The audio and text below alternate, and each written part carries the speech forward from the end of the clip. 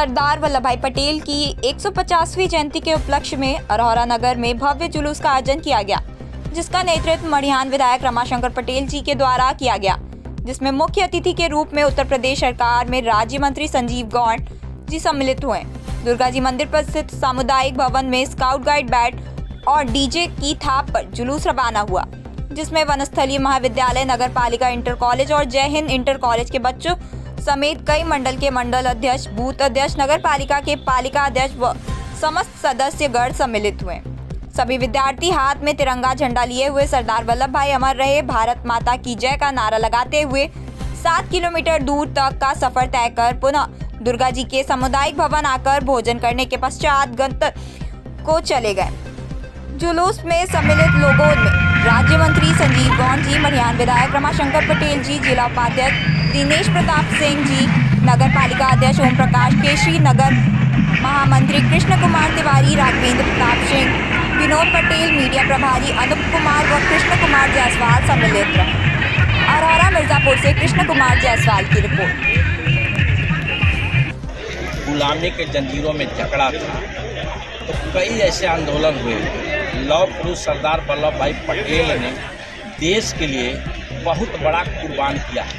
देश को आज़ादी से लेकर के खंड खंड टुकड़ों में बसा भारत को अखंड बनाने में, और देश कैसे आगे बढ़े, देश का नौजवान कैसे रोजगार से वंचित न रहें, देश में गरीबी कैसे मिटे, देश का किसान कैसे मजबूत हो और देश को फिर से सोने का चिड़िया कैसे बनाया जाए, यह चिंता लौह पुरुष सरदार वल्लभ भाई पटेल करते थे, जिन्होंने देश को आगे बढ़ाने में बहुत बड़ी भूमिका निभाई है। जो खंड खंड टुकड़ों में बसा भारत को अखंड बनाने में 562 ऐसे रियासतों को उन्होंने बिना खून खराबा के एकत्र किया था। जूनागढ़, हैदराबाद के निजाम नहीं चाहते थे कि हम भारत में विलय कराएं। एक चुटकी में संदेश देते हुए भारत में विलय कराया था, और जम्मू कश्मीर जो पंडित जवाहरलाल नेहरू को सौंपी गई थी, लेकिन आज तक जब हमारी सरकार नहीं थी, कांग्रेस की सरकार में, उस समय धारा 370 लगा करके जम्मू कश्मीर को भारत से अलग कर दिया गया था। लेकिन हमारे महापुरुषों ने कहा था, जिस दिन देश में मजबूत सरकार बनेगी, हम जम्मू कश्मीर को भारत का अभिन्न अंग बनाएंगे। जब हमारी सरकार मजबूती के तौर पर देश और प्रदेश में बनी, धारा 370 को चुटकी बजाते हमने समाप्त करके जम्मू कश्मीर को भारत में विलय कराया। आज भारत का जम्मू कश्मीर अभिन्न अंग बना है।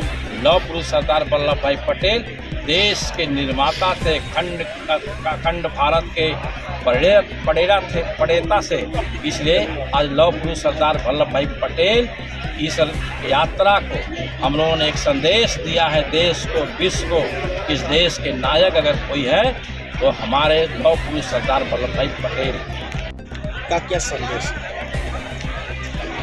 लौह पुरुष सरदार भाई पटेल जी के 150वीं जयंती के अवसर पर यह पूरे देश में एकता यात्रा का संदेश लेकर के हमारे देश के यशस्वी प्रधानमंत्री जी के नेतृत्व में, जो हमारे सरदार पटेल जी थे, देश के आज़ादी में इनका अहम भूमिका रहा है।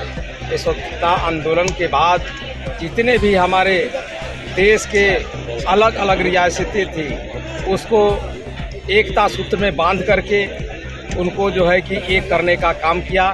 यह बहुत कठिन काम था। आज उसी उद्देश्य को लेकर के आज एकता यात्रा पद निकाला जा रहा है।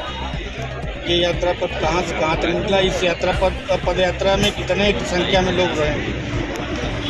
विधानसभा मड़ियान के अरोरा स्थल से लेकर के लगभग 7 किलोमीटर का पद यात्रा था।